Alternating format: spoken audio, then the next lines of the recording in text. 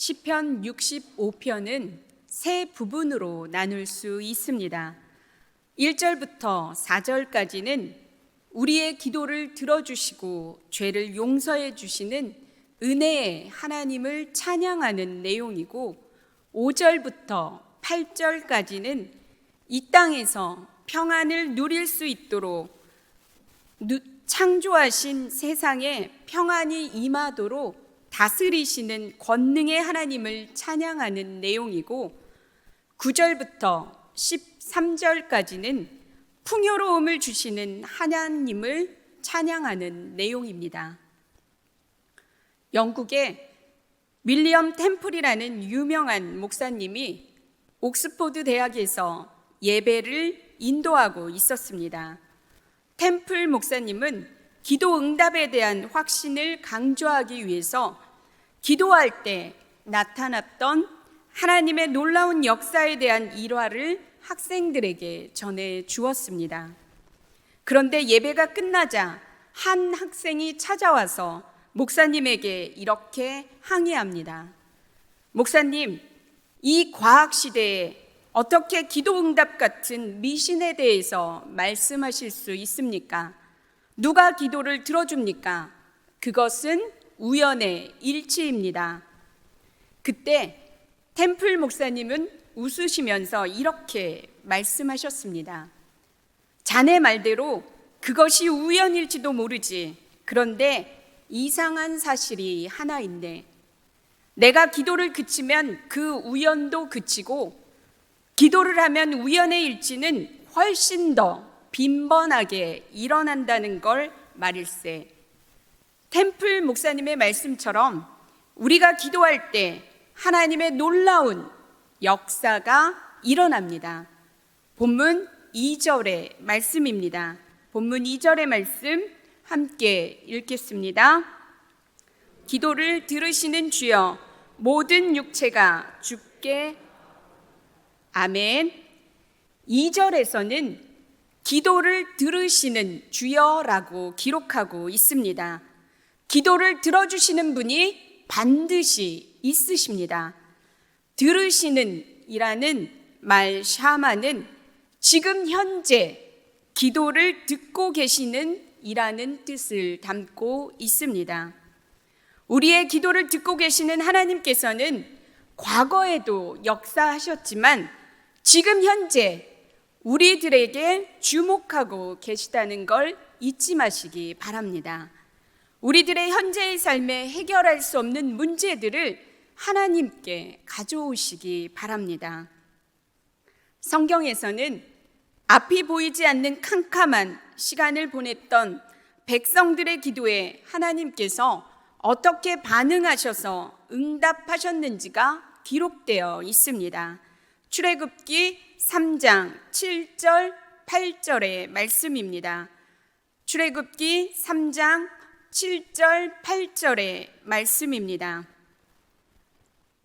여호와께서 이르시되 내가 애굽에 있는 내 백성의 고통을 분명히 보고 그들이 그들의 감독자로 말미암아 부르짖음을 듣고 그 근심을 알고 내가 내려가서 그들을 애굽인의 손에서 건져내고 그들을 그 땅에서 인도하여 아름답고 광대한 땅, 젖과 꿀이 흐르는 땅, 곧 가나안 족속, 헷 족속, 아무리 족속, 브리스 족속, 히위 족속, 여부스 족속의 지방에 데려가려 하노라. 아멘.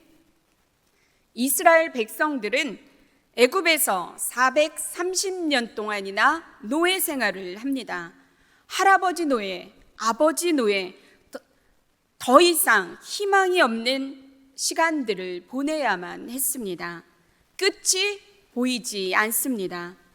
칠흑 같은 어둠 속에서 살아가던 백성들에게 하나님께서는 이렇게 반응하셨습니다.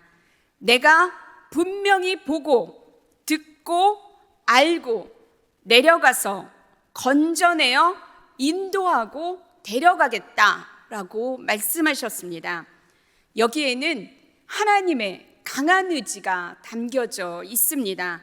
하나님의 강한 의지는 출애굽의 응답으로 이어졌습니다.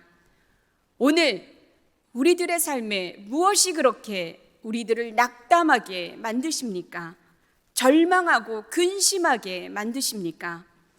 우리들의 삶에서 출애굽해야 하는 것은 무엇입니까? 우리들의 현재에 당한 고난, 눈물을 하나님께서는 보고 계십니다.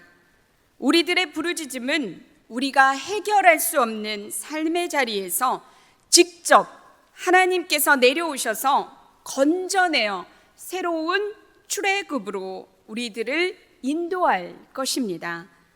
오늘 부르짖지 않으면 우리들의 기도를 들어주시는 하나님의 능력은 우리들의 삶에 일어나지 않습니다. 아무 일도 일어나지 않습니다. 우연도 일어나지 않습니다. 우리들의 기도를 듣고 계시는 하나님을 믿고 구하고 찾고 두드림으로 나아가시기 바랍니다. 기도를 듣고 계시는 하나님이 우리들의 기도에 응답해 주실 것이며 저와 여러분의 삶에 고통, 눈물은 하나님께서 해결해 주실 줄 믿습니다. 우리의 기도를 들어주시는 하나님께 어디에서 찬양해야 되는지가 본문 1절에 나와 있습니다. 본문 1절의 말씀 함께 읽겠습니다.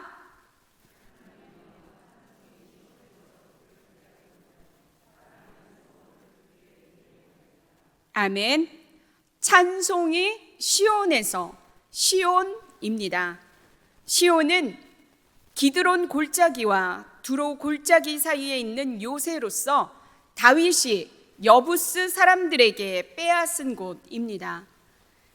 이후에 이곳은 다윗성이라고 불려지게 되었고 시온은 큰 의미로 예루살렘이라 지칭합니다. 이전의 시온은 여부스, 가나안 성읍과 우상을 숭배하던 예배가 드려지던 곳이었습니다. 그런데 이제 시온은 여호와가 임재하는 곳이고 하나님을 찬양하는 사람들이 있는 곳이 되었습니다. 우리들이 살아가고 있는 삶의 자리는 예배의 자리입니까? 아니면 여전히 우상을 섬기고 있는, 우상을 예배하는 자리입니까? 우리들이 살아가는 삶의 자리도 어쩌면 어제까지 여호와 하나님을 찬양하기보다는 그분의 임재와는 동떨어진 다른 우상들을 섬기며 살았을지도 모르겠습니다.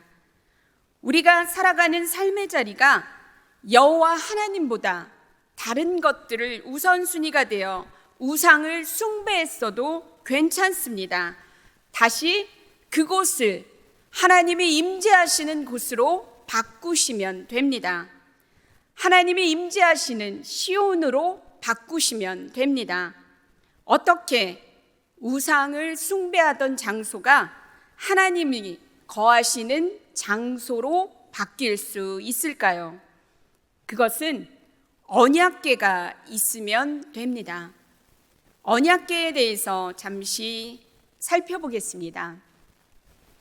애굽에서 탈출한 백성들이 약 3개월이 지난 출애굽기 19장 시내산에 도착을 하게 되고 거기서 하나님과 이스라엘 백성들이 언약을 맺습니다. 언약은 결혼과 동일합니다. 하나님께서는 선지서에서 곧잘 이렇게 말씀하시곤 하셨습니다. 내가 너희들의 손을 이끌고 애굽에서 나와 광야에서 맺었던 신혼의 사랑, 내가 너희 남편이 되고 너는 내 신부가 되었던 그때를 기억하니 하십니다. 언약을 맺은 하나님께서 그들을 출애굽시킨 이유를 출애굽기 29장 46절은 기록하고 있습니다. 그들과 함께 거하기 위해서입니다. 함께 살기 위해서입니다. 결혼한 사람들에게 같이 살 집이 필요합니다. 그래서 지은 것이 성막입니다. 성막에는 성소와 지성소라는 방이 있습니다. 하나님께서는 나는 언약궤가 있는 지성소에 거하시겠다라고 위탁의 말씀을 하셨습니다. 이 말씀에 의하면 하나님을 만나려면 반드시 언약궤가 있는 지성소로 가야 합니다. 시내산에서 처음 하나님과 이스라엘 백성들이 맺은 언약을 구언약이라고 합니다. 그리고 솔로몬 성전이 무너진 후에 스룹바벨 성전 때 하나님께서 이스라엘 백성들과 새로운 언약을 맺으십니다. 이것을 새 언약이라고 합니다. 예레미야 31장 31절부터 33절의 말씀을 함께 보겠습니다. 예레미야 31장 31절부터 33절까지의 말씀입니다. 예레미야 31장 31절부터 33절까지의 말씀입니다. 함께 봉독합니다. 여호와의 말씀이니라. 보라, 날이 이르르니 내가 이스라엘 집과 유다 집에 새 언약을 맺으리라. 이 언약은 내가 그들의 조상들의 손을 잡고 애굽 땅에서 인도하여 내던 날에 맺은 것과 같지 아니할 것은 내가 그들의 남편이 되었어도 그들이 내 언약을 깨뜨렸음이라. 여호와의 말씀이니라.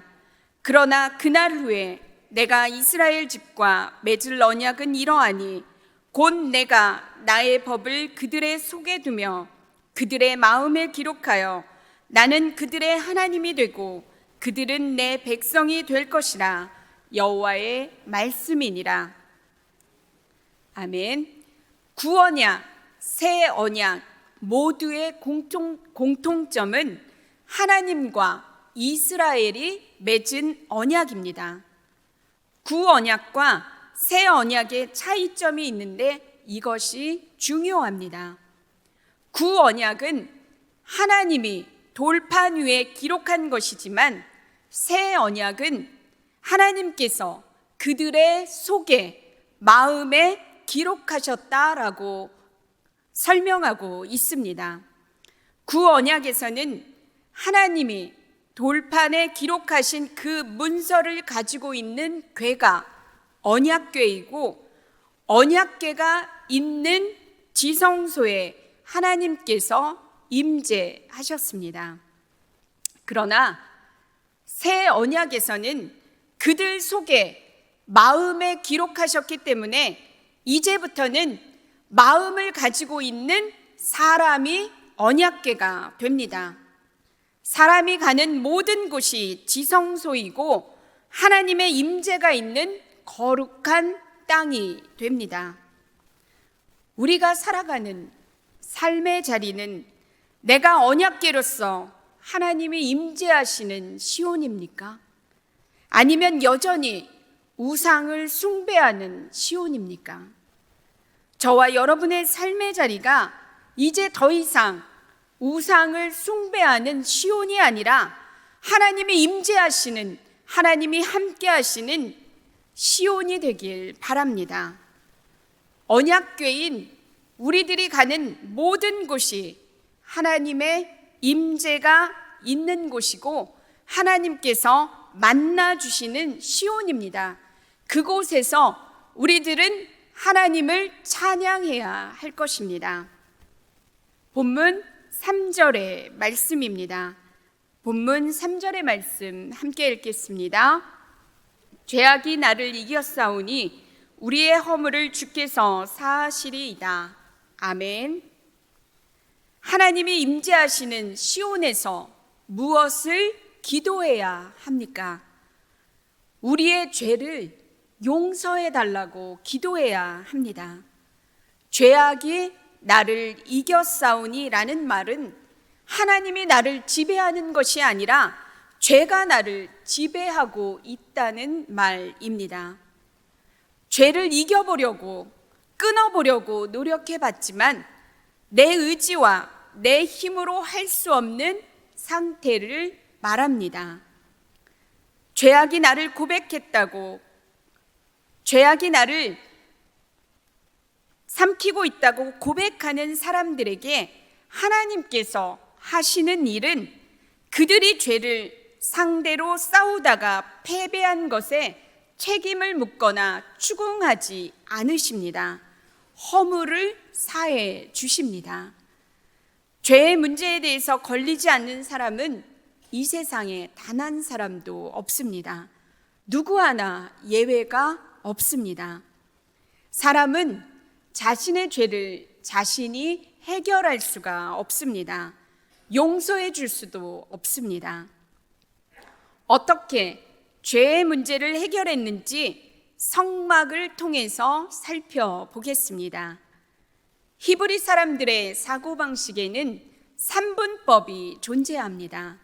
그래서 거룩하신 하나님이 존재하고 정결한 인간이 있고 부정한 인간이 있습니다.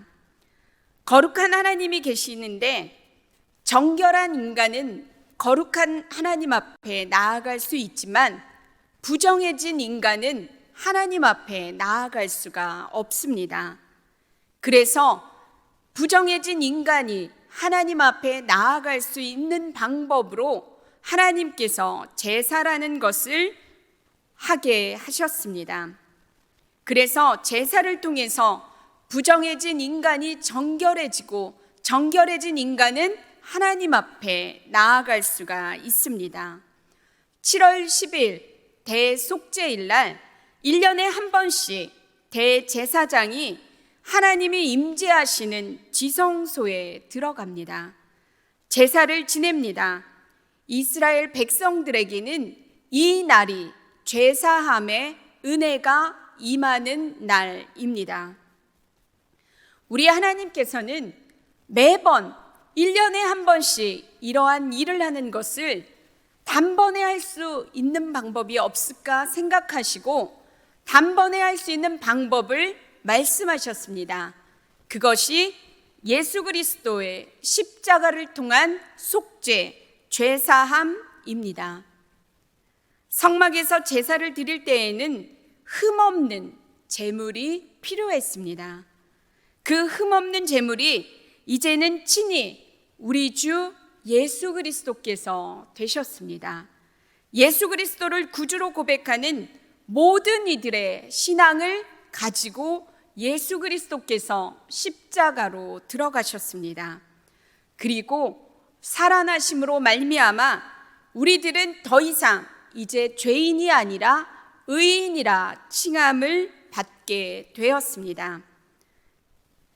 죄의 완전한 해결은 우리가 하는 것이 아닙니다. 언제나 몸부림치며 싸우지만 죄의 해결은 우리 주 예수 그리스도께서 우리에게 해주시는 것입니다. 사랑하는 성도 여러분, 하나님이 임재하시는 시온에서는 죄사함의 은혜가 임합니다. 죄사함을 받은 성도들과 기도를 들으시는 하나님과의 만남이 이루어집니다. 오늘 하나님을 만나고 싶으십니까? 내 힘이 아닌, 내 공로가 아닌 예수 그리스도를 믿는 믿음으로 성령 하나님께 기도하시기 바랍니다. 그때 죄악으로 가는 발걸음이 멈추게 될 것이고 그 마음을 발길을 성령 하나님께서 충만함으로 덮을 것입니다. 그 은혜가 저와 여러분의 삶에 임하길 바랍니다. 본문 5절부터 7절의 말씀입니다. 5절부터 7절의 말씀을 함께 봉독합니다. 우리 구원의 하나님이시여, 땅의 모든 끝과 먼 바다에 있는 자가 의지할 주께서 의를 따라 엄위하신 일로 우리에게 응답하시리이다. 주는 주의 힘으로 산을 세우시며 권능으로 띠를 띠시며 바다의 설렘과 물결의 흔들림과 만민의 소요까지 진정하시나이다. 아멘. 5절부터는 하나님이 어떤 분이신지가 드러나 있습니다. 5절 말씀은 세 부분으로 나눌 수 있는데 처음에는 구원의 하나님을 말하고 있습니다.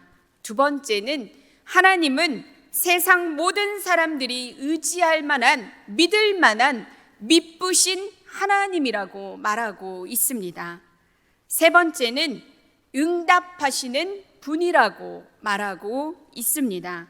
6절에서는 하나님은 힘으로 산을 세우시고 권능을 허리띠로 착용하신 분이라고 기록하고 있고, 7절에서는 세상을 창조하시고 다스리시는 분이시며 세상 모든 민족을 다스리시는 분이라고 되어 있습니다. 우리의 하나님은 어떤 하나님이십니까? 시편 65편에 나와 있는 하나님이 나의 하나님이 되십니까? 나의 하나님이 되시기 위해서 우리가 하나님 앞에 기도하고 체험해야 할 것입니다. 우리 기도에 대한 하나님의 응답은 두 가지 특성이 있습니다. 하나는 의에 따라 응답하시는 것이고 또 하나는 어미하신 일로 응답을 하십니다. 의에 따라 하나님이 우리의 기도에 대하시는 자세는 항상 정의롭다는 것입니다. 하나님은 절대 악이나 죄로 우리의 기도를 응답해 주시지 않습니다. 누군가에게 악하게 하거나 죄가 있다면 하나님께서는 그 기도를 들으시지 않습니다. 그리고 어미하신 일은 두려운 일들을 뜻합니다. 하나님은 사람의 생각이나 기대를 초월하는 참으로 놀라운 방법으로 우리의 기도에 응답하시고 우리로 하여금 두려워하게 하기도 하십니다. 이스라엘 백성들을 출애굽할 때 홍해가 앞에 있었습니다. 그때 모세와 그 200만 명의 사람들이 얼마나 무서웠을까요? 정말 하나님이 살려주실까? 하나님이 그 전까지 역사하셨던 걸 다 잊어버렸을 수도 있습니다. 그때 하나님은 생각하지도 못하는 방법으로 모세와 그 백성들이 발을 떼고 건너갔을 때 마른 땅이 되어 건너가게 하셨습니다. 하나님은 우리가 생각할 수 있는 방법으로 응답하시지 않으십니다. 우리가 셀 수 없이 하나님의 모래와 같은 수로 우리들을 응답하시고 우리에게 역사하십니다. 오늘 이 하나님이 우리들의 삶 가운데 일어나길 바랍니다. 홍해를 가르는 그 하나님의 응답이 우리들에게 일어나길 바랍니다. 9절부터 13절까지는 풍요로움을 주시는 하나님을 찬양하고 있습니다. 9절과 10절의 말씀을 봉독합니다. 땅을 돌보사 물을 대어 심히 윤택하게 하시며 하나님의 강에 물이 가득하게 하시고 이같이 땅을 예비하신 후에 그들에게 곡식을 주시나이다. 주께서 밭고랑에 물을 넉넉히 대사 그 이랑을 평평하게 하시며 또 담비로 부드럽게 하시고 그 싹에 복을 주시나이다. 아멘. 하나님께서는 땅을 돌보셔서 윤택하게 하십니다. 물은 부족하지 않을 정도로 넉넉하게 넘쳐 흐릅니다. 9절에서 심히 윤택하게 하시며 물이 가득하게 하시고 10절에서 넉넉히 대사라는 표현은 부족함이 없이 넘쳐 흐르는 것을 말합니다. 한마디로 하나님이 하시는 일은 부족함이 없이 넉넉하게 땅을 돌보시고 우리들을 돌보신다는 것입니다. 하나님께서 농사가 잘 되게 하시니 한 해가 주님의 은택으로 화관을 쓰고 하나님이 1년 동안 풍성한 추수를 하게 하셨다라는 말입니다. 하나님의 축복은 곡식으로만 끝나지 않습니다. 산에도 들에도 풍성함을 주십니다.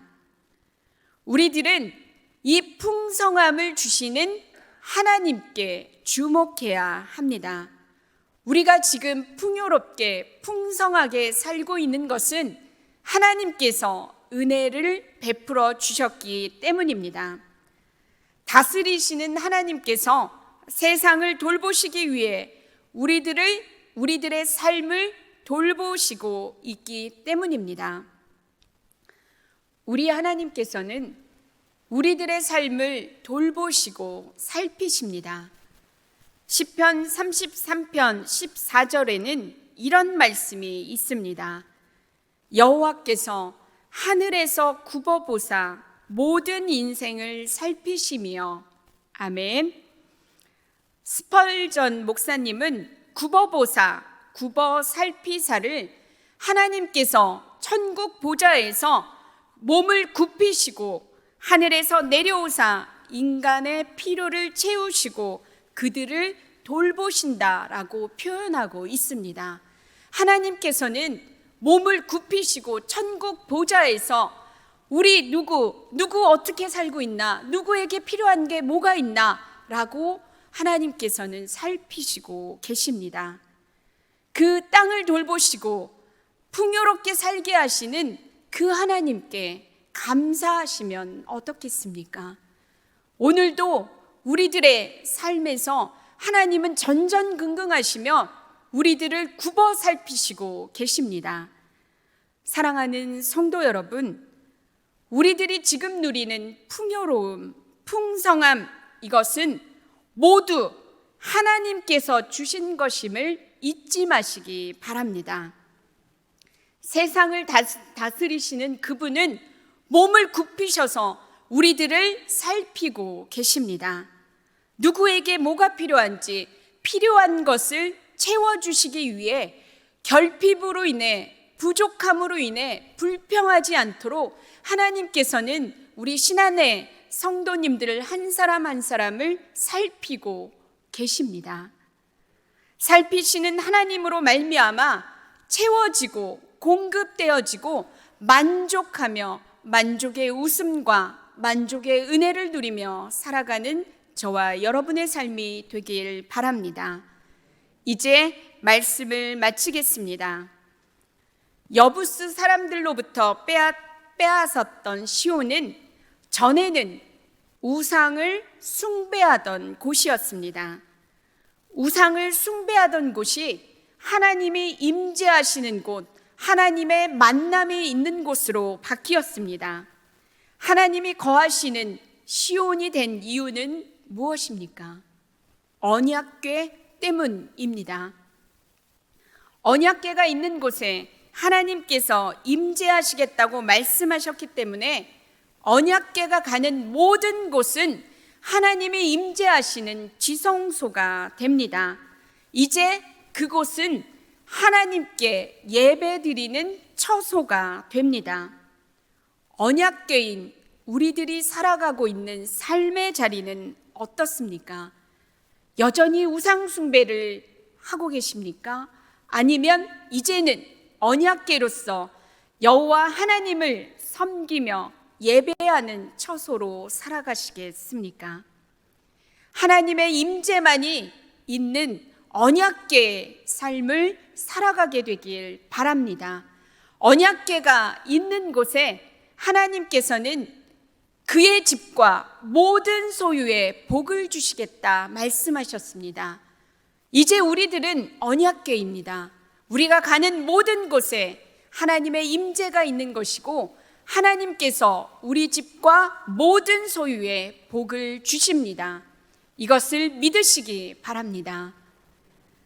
두 번째는 우리들의 삶에 풍성함을 주시는 하나님, 구원을 주시는 하나님, 기도에 응답해 주시는 하나님, 천지를 창조하신 하나님, 세상 만물을 다스리시는 그 하나님이 우리의 아빠, 아버지라는 걸 잊지 마시기 바랍니다. 우리들의 결핍을, 우리들의 필요를 그 하나님께 여호와의 발등상 앞으로 나오셔서 기도하시기 바랍니다. 그때 하나님께서 응답하여 주시고 우리들에게 우연이 계속적으로 일어날 것입니다. 그 우연은 정말 세상 사람들이 말하는 우연이 아니라 하나님의 놀라운 역사이고 하나님의 일하심입니다. 하나님의 일하심을 보고 싶은 성도님들은 기도하시기 바랍니다. 기도를 들으시는 주, 기도를 들으시는 하나님 앞에 매일매일 엎드려 기도하시기 바랍니다. 그때는 우리가 알 수 없지만 신실하신 믿부신 하나님께서는 반드시 우리의 기도를 들어주십니다. 이 은혜가 저와 여러분의 삶에 일어나길 바랍니다. 기도하겠습니다.